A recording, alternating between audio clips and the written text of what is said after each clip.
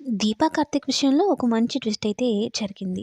కార్తీక్ మల్లెపూలు తీసుకొని వచ్చి దీపకి ఇస్తాడు. అవి చూడగానే దీపకి గుండె కొట్టుకోవడం పెరిగిపోతుందనమాట. ఇదేంటి కార్తీక్ బాబు మల్లెపూలు తీసుకొని వచ్చారే అని. అయితే భయపడకు దీప, అమ్మ తీసుకొని రమ్మని చెప్పిందిలే దేవుడి కోసం అని చెప్పి చేతిలో పెడతాడు. నేను ఇంకేదో అనుకున్నాను కార్తీక్ బాబు, మిమ్మల్ని తప్పుగా అనుకున్నాను. అయినా ఈ మల్లెపూల కన్నా మీ మనసు ఎంతో తెల్లనిది, ఎంతో స్వచ్ఛమైనది అంటూ కార్తీక్ బాబుని మనసులో పొగుడుకుంటూ ఉంటుంది. అయితే ఇంతలో శౌర్య కళ్ళు మండుతుంది, నాలుకేదో పడినట్టుందని ఏడ్చుకుంటూ వస్తుంది.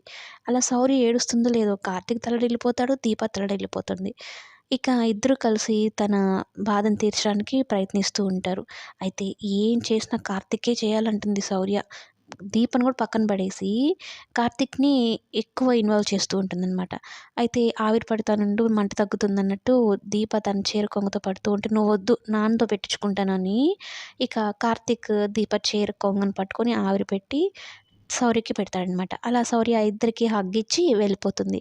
ఇక దీప చీర కాస్త కార్తీక్ చేతిలో ఉండిపోతుందనమాట.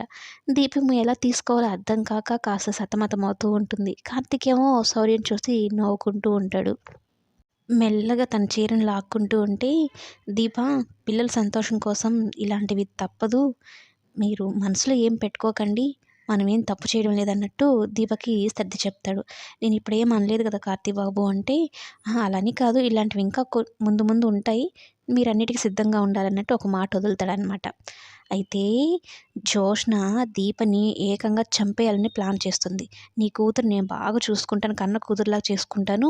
నువ్వు తప్పుకో దీప" అన్నట్టు. నాకు మంచి రోజులు స్టార్ట్ అయ్యాయి అని రౌడీకి ఫోన్ చేసి దీపని చంపేయమని చెప్తుంది. అమౌంట్ మనం కలిసి మాట్లాడుకుందాం అన్నట్టు ఆ రౌడీ చెప్తాడనమాట. మొత్తం మీద దీపని చంపేయాలని భారీ ప్లాన్‌లోనే ఉంది జోష్న. మరి ఏమవుతుందనేది కమింగ్ ఎపిసోడ్స్‌లో చూద్దాం.